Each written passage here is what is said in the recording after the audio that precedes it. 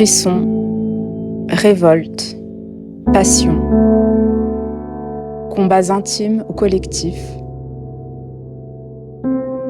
Les images des réalisatrices vous apporteront des nouvelles du monde.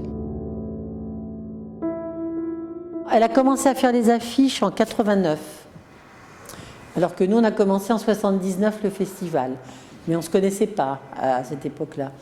Donc quand on s'est mieux connus, comme elle est photographe également, Karine, elle est chorégraphe et photographe, du coup elle a dit mais moi je peux vous faire les images et les visuels en fonction de la thématique, et en général elle mobilise son groupe de danseurs et de danseuses, donc c'est des gens intéressants, quoi.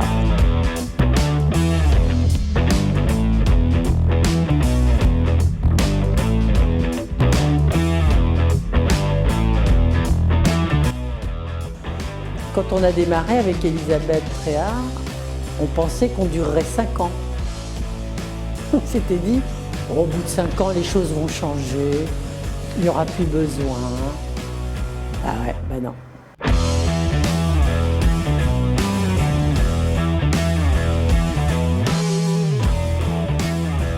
Il est né de la rencontre de deux facteurs et de deux personnes. Elisabeth Tréhard était directrice des Gémeaux à Sceaux.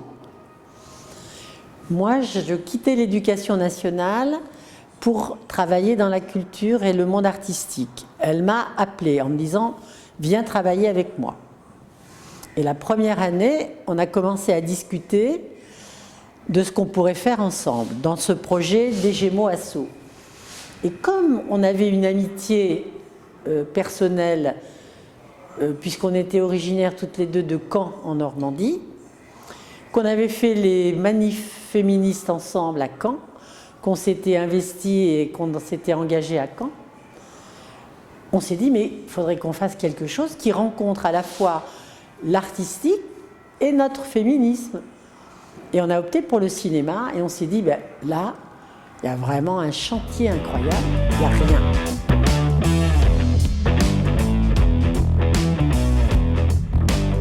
Alors attends, parce qu'il y a encore une autre histoire qui peut me faire expliquer le chemin de Caen à Sceaux et à Créteil, c'est qu'à Caen, je fréquentais un cinéma qui s'appelle Le Luxe, un cinéma de quartier, dans lequel Marguerite Duras est venue présenter India Song.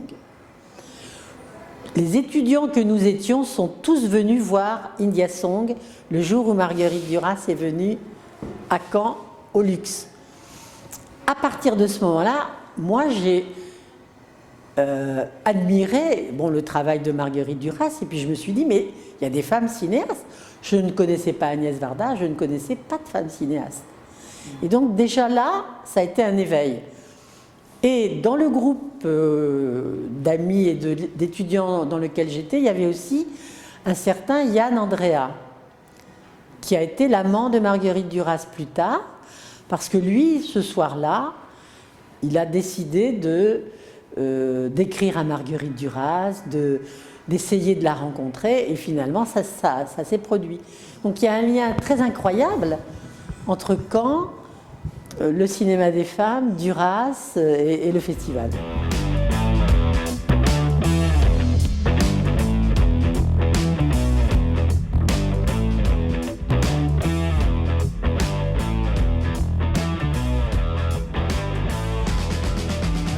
Ça a été parfois douloureux de se faire entendre, parce que, on va dire, dans les 10 premières années, une partie de la profession, pas tout le monde, considérait que c'était un ghetto, alors que c'était pas du tout, l'idée de départ du festival n'était pas d'enfermer les femmes, mais de les rendre visibles.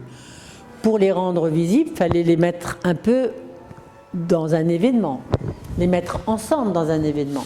Évidemment, ce n'était pas un ghetto, puisqu'on a toujours eu envie que ce soit ouvert à tous les publics, et notamment au public mixte. Donc voilà. Aujourd'hui, on a beaucoup plus de choix dans la thématique des films, dans les démarches esthétiques des films. Par exemple, cette année, donc on est en 2022, on ouvre une section sur le genre cinématographique.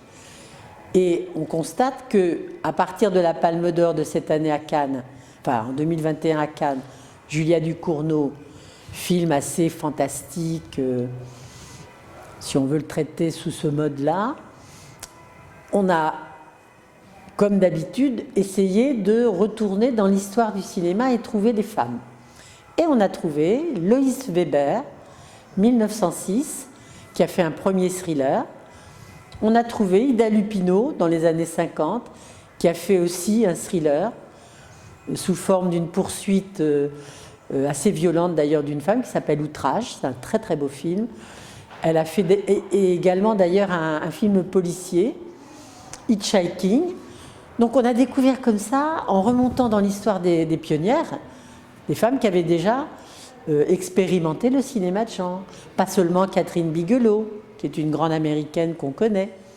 Pas seulement, qu'est-ce qu'il y a, Claire Denis aussi, très importante dans le cinéma de genre.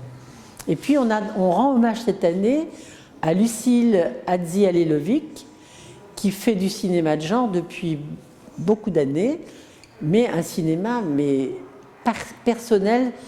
Elle fait un retraitement des contes. C'est magnifique ce qu'elle fait. Donc c'est un festival à cœur battant, encore plus battant que d'habitude puisqu'on retourne au présentiel. Alors là on est très content. On va enfin pouvoir retrouver le public. On va enfin pouvoir de nouveau discuter, débattre, inviter les réalisatrices pour rencontrer le public. Et cette notion de « à nos amours », c'est un fil rouge du festival.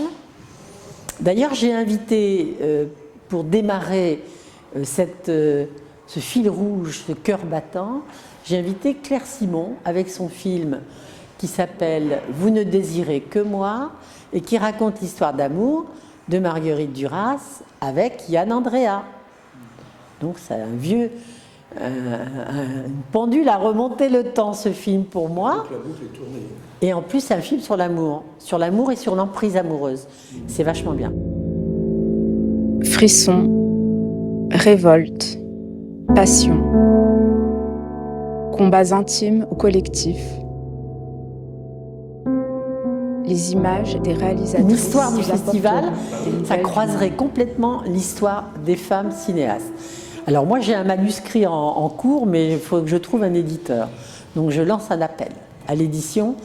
Et mon bouquin est constitué à la fois de l'histoire du festival et de toutes les leçons de cinéma que j'ai faites avec les réalisatrices, dont on va voir la leçon de cinéma d'Agnès Varda ce soir. Ce sont des paroles de réalisatrices.